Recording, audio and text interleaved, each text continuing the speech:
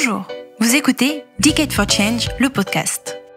Aujourd'hui, notre monde fait face à des défis sans précédent. Le réchauffement climatique, l'effondrement de la biodiversité, la croissance des divisions et des inégalités au sein de nos sociétés. Pour relever ces défis, 2020-2030 doit être la décennie de l'action. 10 ans pour transformer les bonnes volontés en résultats à la hauteur des enjeux. C'est la responsabilité de chacun. Mais comment faire ? Decade for Change, le podcast, part à la rencontre de celles et ceux qui ne se contentent pas du diagnostic et des déclarations d'intention. De celles et ceux qui déploient des solutions concrètes pour accélérer la transformation de nos modèles, pour les rendre durables. Aujourd'hui, Charles Nicolas, cofondateur de Decade for Change, reçoit Caroline Renou, fondatrice et présidente de Birdeo, le cabinet de recrutement exclusivement dédié au métier de l'engagement, de la RSE et de l'impact positif. Fondé en 2010, il est aujourd'hui plus sollicité que jamais. Bonjour Caroline Renou. Bonjour. Votre mission, c'est d'aider les entreprises à intégrer en leur sein les compétences indispensables à leur transformation et à leur évolution vers des modèles durables. Que propose Birdeo aux entreprises et qui fait appel à vous ? Alors, ce que propose Birdeo aux entreprises, c'est principalement deux choses. On fait du recrutement et de la chasse de tête. Et on a également lancé une plateforme qui s'appelle People for Impact, avec un 4, où là, l'idée, c'est de pouvoir proposer des freelances aux entreprises. Et bien sûr, le fil rouge de tout ça, c'est qu'on est uniquement sur des métiers d'engagement, d'impact positif, de RSE et de développement durable. Vous demande-t-on uniquement de pourvoir des postes RSE ? Ou est-ce que vous estimez indispensable de placer aussi ces profils sur d'autres fonctions stratégiques au sein de l'entreprise ? Ça a énormément évolué depuis 10 ans. Donc bien sûr, traditionnellement, on a les postes RSE et développement durable. De plus en plus, on va avoir des postes à double casquette, achat plus RSE par exemple, ou bien marketing plus RSE. En termes de clients, on travaille à la fois pour les grands groupes, mais aussi beaucoup pour le secteur de la finance et également pour une tranche de société qui s'intéresse à tout ce qui est entreprise à mission ou bien label B Corp, où là ça va être des postes classiques, mais pour ces entreprises c'est important d'avoir des candidats qui ont cette culture générale et cette capacité à comprendre les enjeux RSE et de développement durable. Est-ce qu'il y a encore des métiers et des secteurs qui sont hors du scope ? Ce qu'on voit, c'est que de plus en plus, la RSE et le développement durable s'intègrent dans les différents métiers. Bien sûr, c'est pas le cas dans toutes les entreprises et dans tous les secteurs. En termes de secteurs, ce qui est assez intéressant, c'est de voir que les choses évoluent. Par exemple, le secteur de la mode, qui s'intéressait peu au sujet, depuis quelques mois, c'est vraiment positionné avec des engagements forts.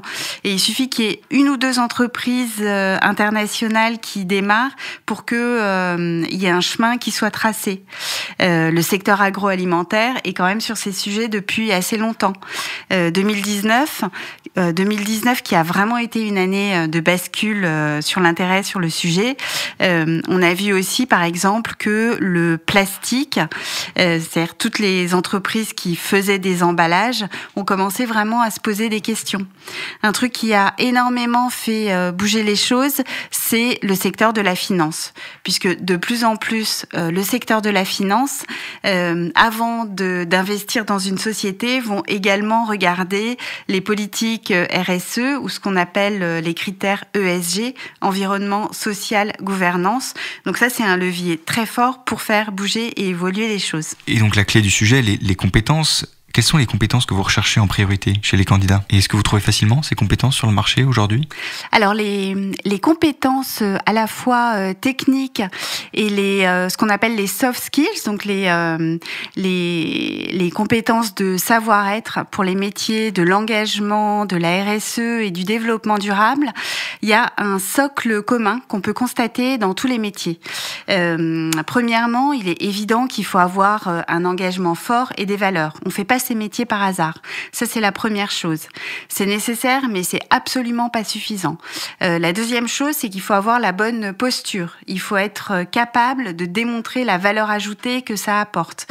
Bien souvent, le fait d'être juste militant contre tout pour ces métiers-là, en tout cas, ça ne sert pas à grand-chose. La troisième chose, c'est qu'il faut une culture générale du sujet. Il faut comprendre la complexité des interactions entre elles, comprendre ce que c'est qu'une partie prenante, être capable de les identifier, comprendre ce qu'on appelle les ODD, donc les objectifs du développement durable, par exemple. Ensuite, il faut savoir conduire le changement. Parce que c'est beaucoup de transformation. Et puis après, il y a un certain nombre de qualités qu'on a identifiées chez les gens qui réussissent. C'est l'audace, la ténacité, le courage et l'humilité. Et les candidats à ces missions, qui sont de plus en plus nombreux, ils en sont bien conscients ?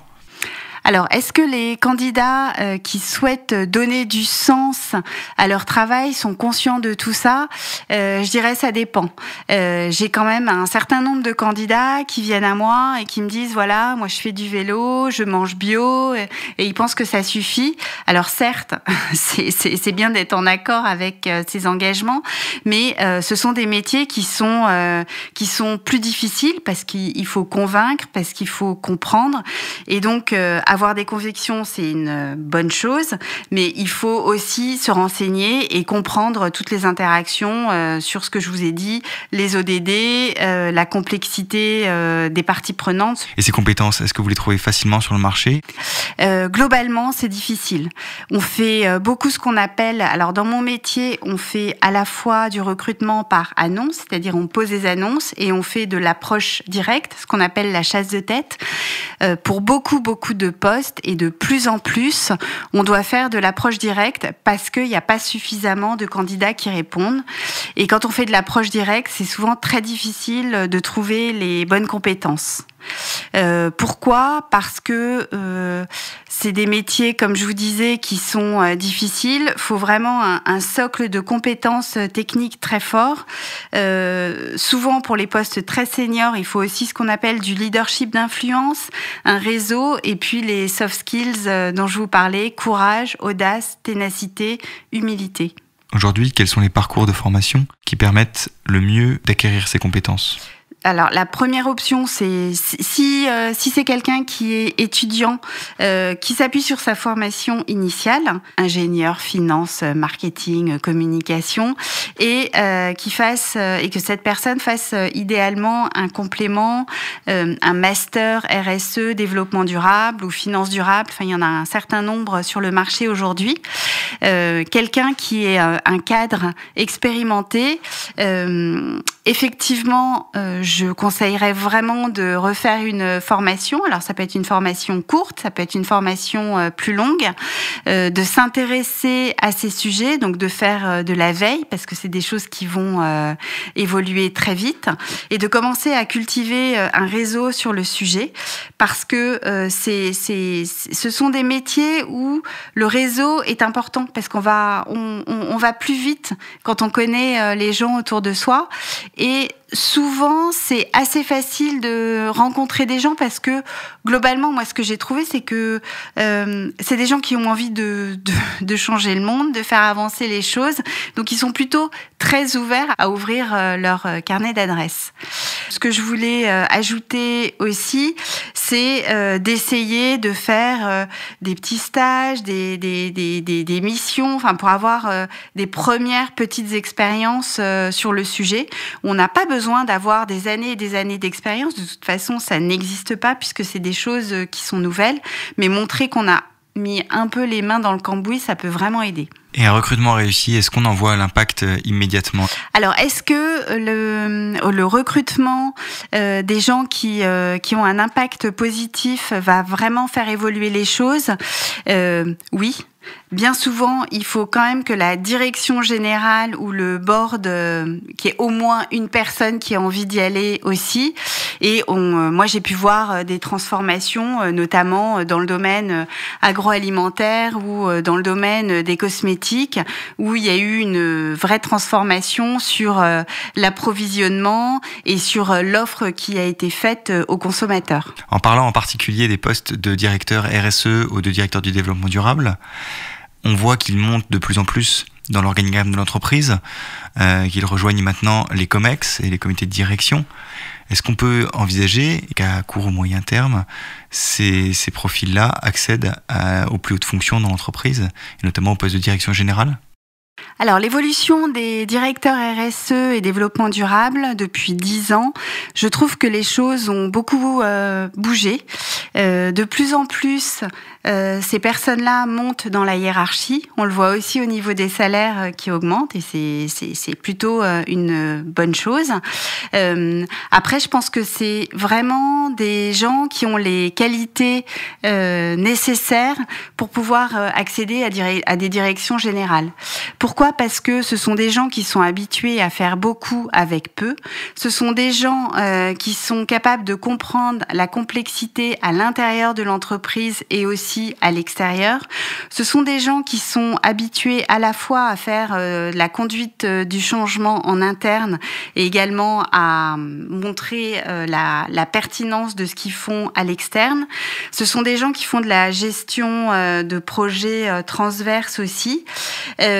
Et ce sont des gens qui sont habitués aussi à avoir un impact sur les business models et surtout à comprendre les business models et comment générer du profit tout en ayant un impact social et environnemental positif. Donc pour moi, c'est vraiment c'est vraiment la voie royale pour les futurs CEO de demain. Ça fait maintenant 10 ans que Burdeo œuvre et anime le marché du recrutement sur ces métiers de l'engagement. Pour la décennie qui s'ouvre, quels sont vos espoirs et à quoi ressemblera selon vous ce marché en 2030 ? Je pense que sur certains aspects, il va se passer plus ou moins la même chose que le digital, c'est-à-dire que on aura toujours besoin d'un stratège au niveau RSE, développement durable, pour aller capter les signaux faibles, pour donner du sens à tout ça. Mais après, ce sera beaucoup plus intégré dans les fonctions. Ce que dit Emmanuel Faber, le CEO de Danone, c'est que demain, l'entreprise sera inclusive, économie circulaire, digitale et décarbonée. Je pense que les fonctions RSE, développement durable, vont être responsables de l'inclusif, enfin du côté inclusif, du décarboné et du côté économie circulaire, et que ça, ce sera infusé dans tous les métiers. Merci beaucoup, Caroline Renaud. Merci.